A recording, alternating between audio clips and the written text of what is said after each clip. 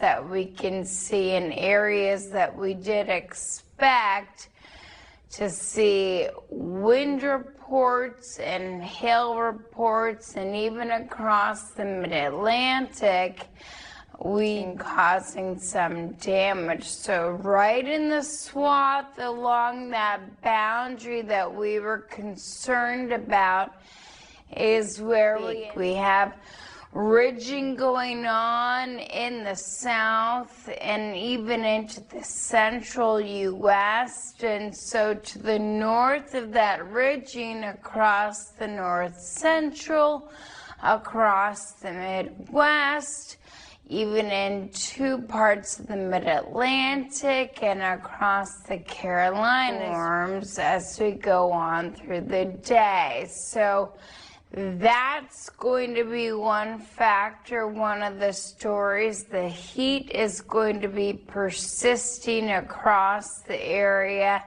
And then, of course, we still look at that. So we are talking about the north central at this time, and we are still dealing with some showers right across the boundary that we had lots of storm reports from. So we'll take you in right now from Des Moines, stretching now just to the east of Omaha, down across Salina. You're seeing some of those heavy downpours rolling through and some isolated storms passing through just to the north of Jefferson City across Missouri. A little bit better than yesterday at this time, but still into the lower 70s.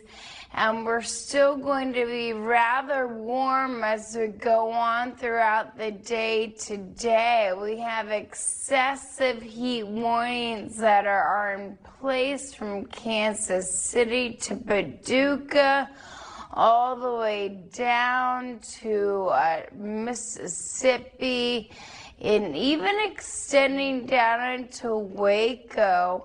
You can tell you have heat advisories that are in play, and really just be mindful if you're out and about in these conditions. Stay hydrated and just take some frequent breaks, okay? So you'll find stormy development again as we go on throughout the day and even into the evening hours.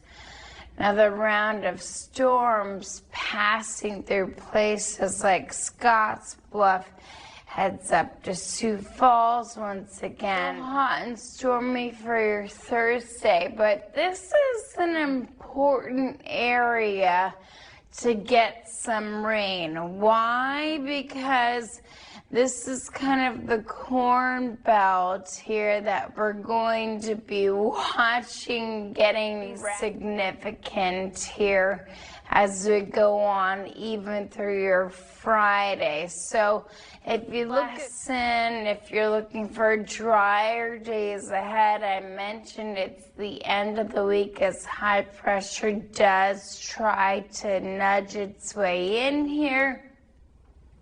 Temperatures to the northeast we go, and we are tracking rounds of showers and some storms here. It's been quite different than how we started our week, and really how we had a nice 4th of July. That's not going to be the case once again for today. For some of you it will be. You're still seeing some lingering showers across central New York and even across areas. You're still going to have the chance for some storms across the humid air mass.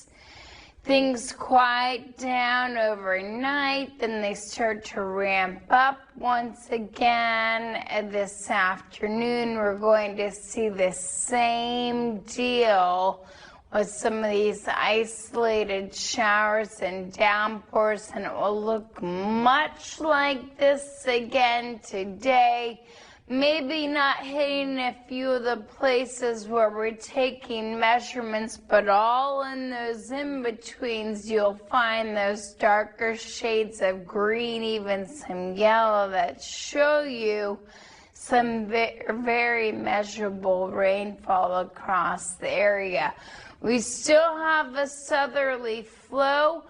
Dew points are still very uncomfortable in the 70s. We started off this morning in the 70s. It's still muggy in the afternoon, and some have the excessive heat mornings and heat advisories that are for a place like Dallas. Jackson coming in at 93 for Thursday in New Orleans. This is where we could start to see pockets of very heavy rain with some of these isolated strong to severe storms, and we also have to highlight a few areas that we're watching for some of that excessive rainfall. So many areas already seen enough rain. Any additional rain will cause some flash flooding pretty quickly.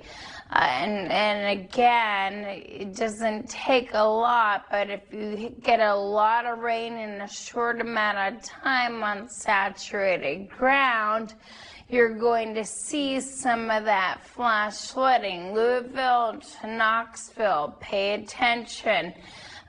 Fayetteville, all the way out to the coast, Wilmington, even up to Virginia Beach, and even into these marginal areas, you have the risk to see some of that excessive rainfall. So let's talk severe storms.